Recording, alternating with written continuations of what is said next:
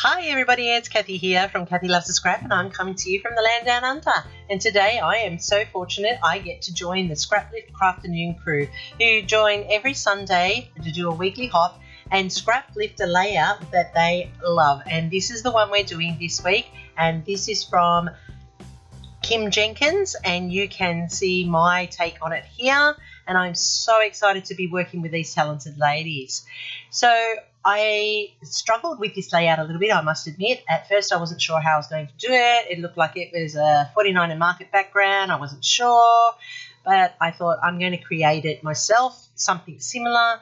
And I'm, of course, not doing a female layout. I'm doing a masculine layout, hopefully enough. So I'm using all of these distress oxides. I've got a whole load of stamps and some stencils that I'm going to pull in to this layout.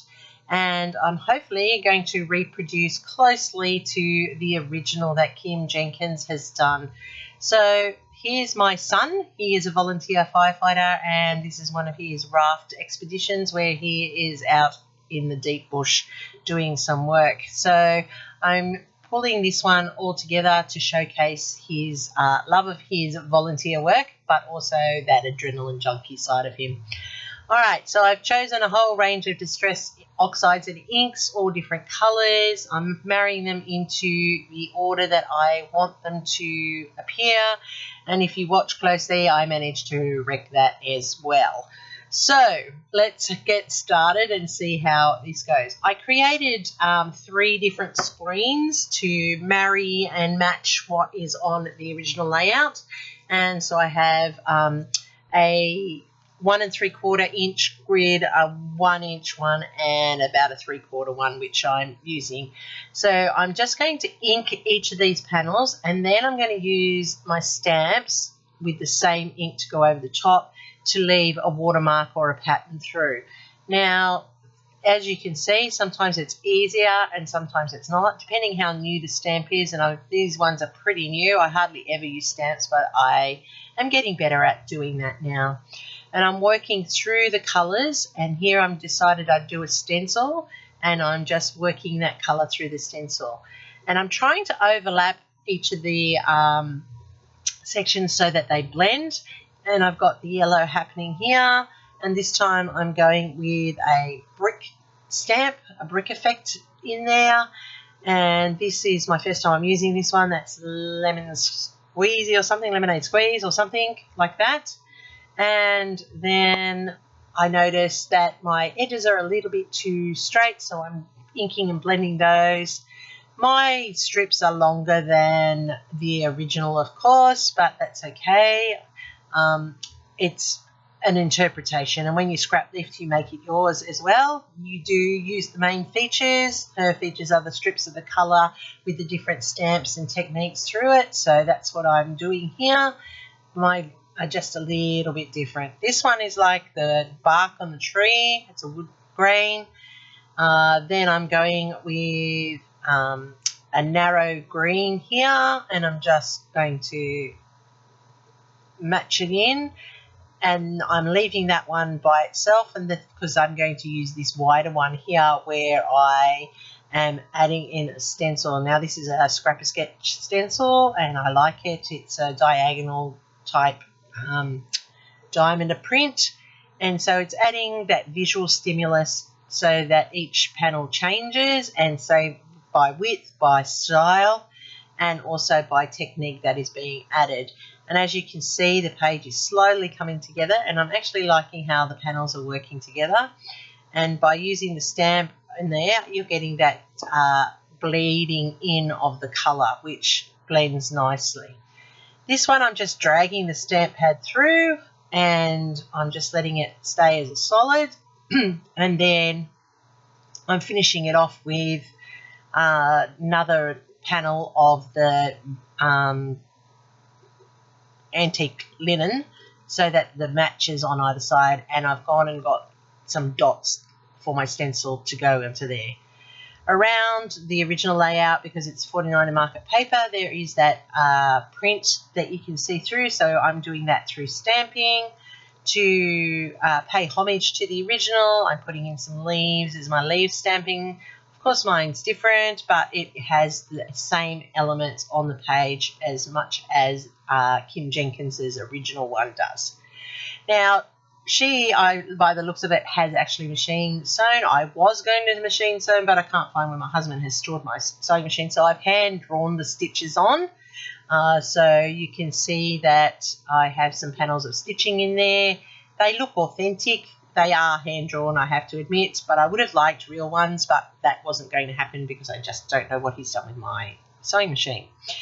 Here is the photo, as I said, and I'm going to mount it on some grey to lift it up. Oh, no, actually, I changed mine. I went to black, and I lifted it up with the black. And it's only got a tiny frame of black, and that carries through from the black stamping and the black stitching on this layout, which marries nicely together. I am putting it at an uneven length of paper mounting, and I'm trying to stay true to what Kim has on hers. So where she has got her clusters added, that's what I've done. Where she's got tabs added, that's what I've done. Mine has got the days, Saturday, Sunday, and it says time. And then I've got the little tag saying too cool, and say you are the best. And that top left-hand one says awesome since day one. I've added in the arrow like she has got on hers. I've got a fishtail banner like she's got on hers. So I've tried to marry it exactly the same, except as this is a boy one, I've added stars, not hearts. And you can see that I've popped some here and the rest of them I put in. I contemplated putting hearts in for about 2 seconds and then chose not to. I'm using pops of colour here in the same as the panel that they're sitting on, so that you can see that I have my Nuvo drops or my pops of colour drops there. And just as Kim Jenkins has, I'm adding in some messy thread around the layout, and you can see how that is all sitting. I try to get it authentically looking real, like it's just thrown there as a scribble of thread, but that's a little bit tricky for me. So I have to use my awl to push it into place, and then that doesn't always come out the way I would like it to look like, but it's on and it looks there and it's loose and it's fluffy. And I just put a little bit of glue in there just to hold it in place so it doesn't move around too much in the sleeve when I put it away.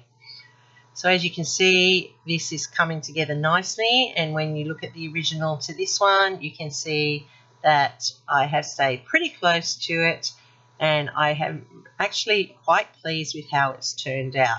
I have put my son's name into the top there where it says his name, and I do need to find out the date when this photo was taken, but he's not around for me to ask, and I'm sure I'll get that over the next day or two. So here it is. You can see I've got some messy thread, I've got some faux stitching which looks almost real. I have those coloured panels with the stenciling and the stamping to add the texture and the detail to the layout, and I have the clusters just as Kim does on hers, and I'm pretty pleased with it. Yes, my colour and panels are not rounded like hers, they're a bit more to the strips, but this is the final outcome of it, and I am quite thrilled. So make sure you check out the playlist below. There's the very talented group of ladies in this Scraplift Crafternoon, which goes live every Sunday afternoon, so please check us out. Leave some love for the girls.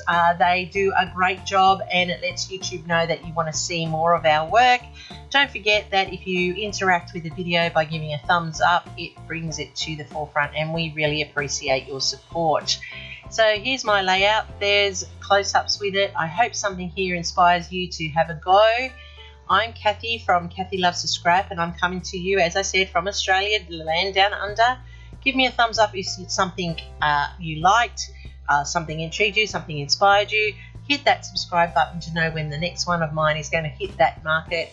Don't forget to leave me a comment. I will get back to you as soon as I can. I really appreciate the time taken out of your very busy days. You can find me on all my socials under Kathy Loves to Scrap, especially Instagram, where all my layouts end up, even those without a video. Thank you once again for watching. Happy scrapping. Until next time.